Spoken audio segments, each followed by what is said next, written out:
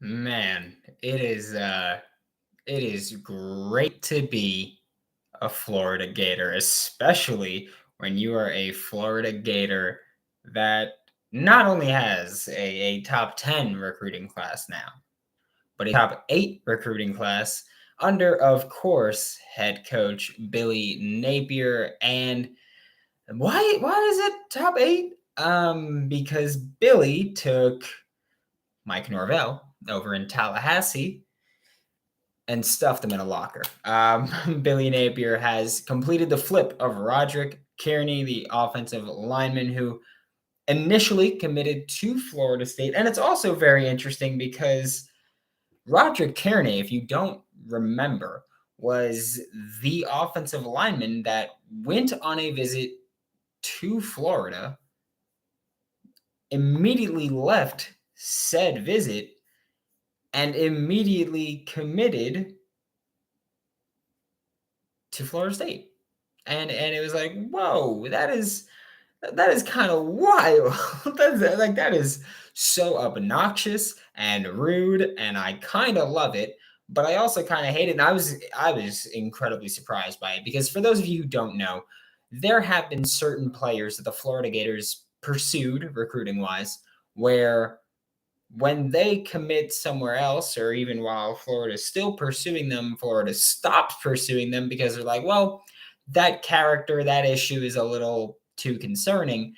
And I was certain that the guy who committed on Florida's parking lot, basically, to Florida State, I was convinced that he was not going to be a Florida Gator. As good as he is, I was like, okay, Florida's gonna pull this one. But Florida kept pushing. There's a lot of smoke for a lot of other people, and we've been hearing flip season is upon us. That's something that we've been hearing, and well, flip season's here. But I will also say this. I've heard a lot of Gators fans say Jaden Rashada is someone that they think Florida will get. From what I've heard, and it's been a while since I've asked about Jaden Rashada, but from what I've heard, that ain't happening. Um, I will say that I won't go into details onto why it ain't happening, but I will say from what I heard, Jaden Rashada, Florida Gators, not happening. And I will say it's on Florida's side that Jaden Rashada won't be a Gator. Whether or not he wants to flip, Florida not pursuing that. So I'll say that.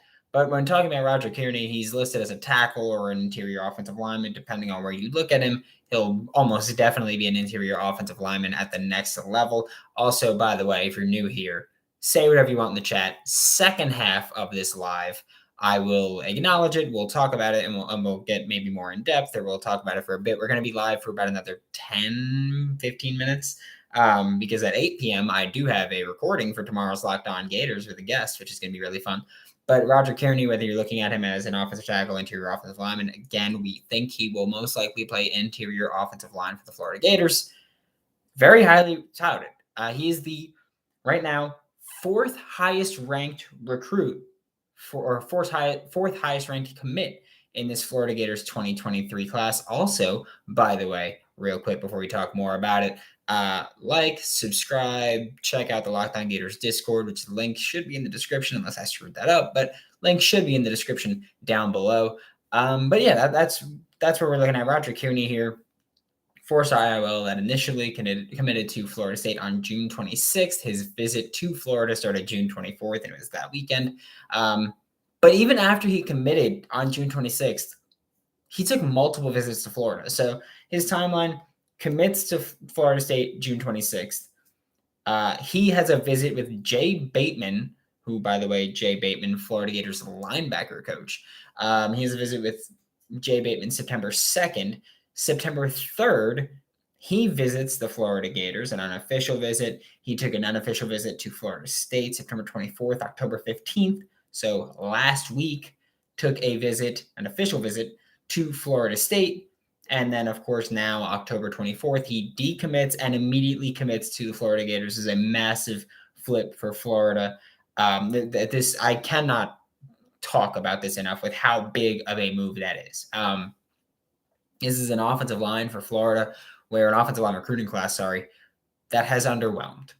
But now you had a 6'4", 300-pound guy. What's up, Zach? I see you. And it's much needed because now you've got Roderick Kearney as your 4-star offensive lineman, 4th highest ranked commit in the class at any position. And he joins a group with it, which is Najee Harris and Bryce Lovett, who we love, but they're not these highly touted recruits.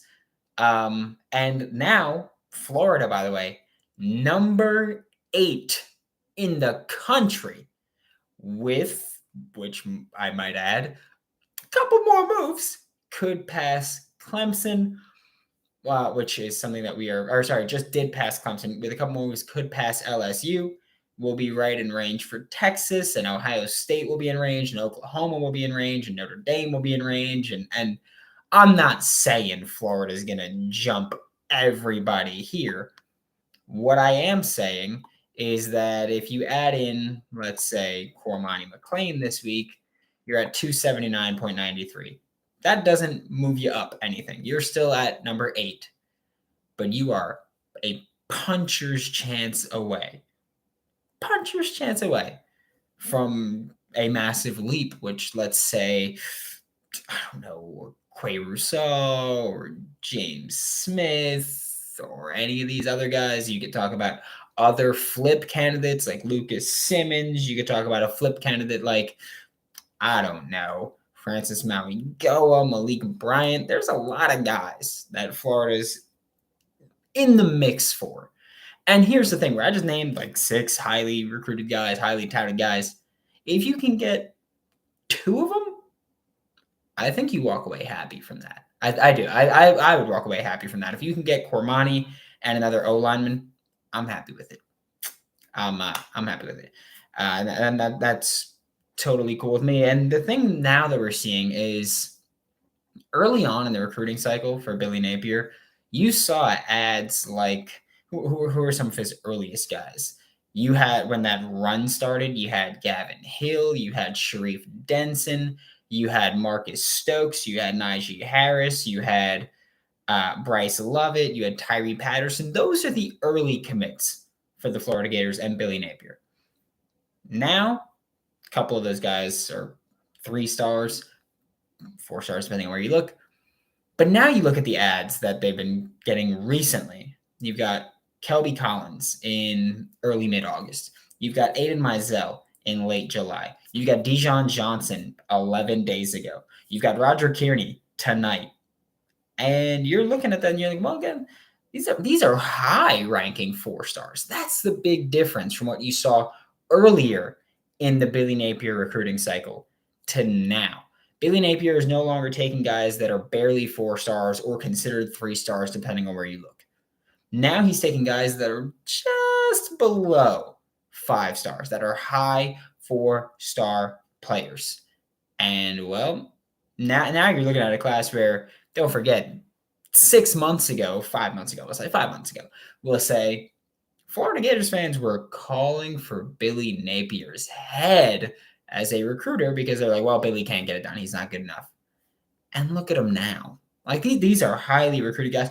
Florida's in play for Cormani McClain, who, depending on where you look, is the number 1 player in the country. That's a pretty big ad. We're about to take a look at the chat, but first, quick couple words for you from a couple sponsors like Sweatblock, which I sweat a lot. I do. It's gross. I do. That's just what it is. Some of you in the chat, Zach, may know I sweat a lot. It's great for me. It's perfect because I live in a humid area. And that's just my favorite, where I'm like, oh, I sweat a lot. Let me go to a really humid area where I live and just sweat a ton, which is what I do. But luckily for me, Sweatblock was created by a doctor to help with his own excessive sweating, and it is doctor created, doctor recommended. Save 20% with promo code LOCKEDON on sweatblock.com, which is also available on Amazon. And as the sun comes out and small businesses are back in business, LinkedIn Jobs makes it easier for you to grow your team. LinkedIn Jobs helps you find the people that you want to interview faster and for free with simple tools like screening questions. It makes it easy for you to focus on candidates with just the right skills and experience to prioritize who you'd like to interview and hire. And every week, nearly 40 million job seekers visit LinkedIn. Post your job for free at linkedin.com/LockedOnCollege to post your job for free. Terms and conditions apply. And now we're talking with the chat. We're going to read the chat.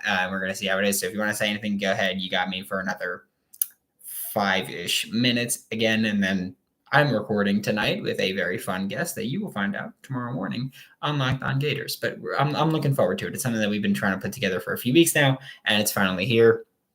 Go Gators, of course. Blue Chip Billy at it again, boys. Blue Chip Billy just keeps getting it done. Right.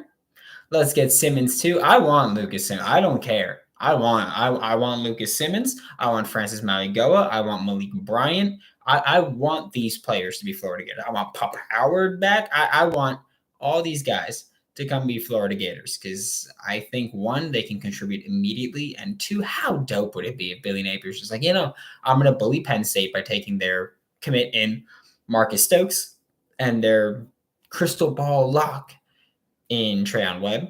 I'm going to take from Shane Beamer in South Carolina, Jaden Robinson, and now Pup Howard. Come on over, Pup. Let's take Pup. You go to Tallahassee and you take Roderick Kearney and you take Lucas Simmons from them and you bully them. You go to Miami and you take Francis Mauigoa and you take Malik Bryant and say, guess what? All that jaw jack and all that trash talk, we took them all from you. Because here's the thing. Florida, Miami, Florida State. None of them are having great years right now, right? But when you look at it, Miami, complete dumpster fire. Just horrible, horrible situation in Miami right now. You look at Florida State, nice little start. It has fallen off a cliff since then.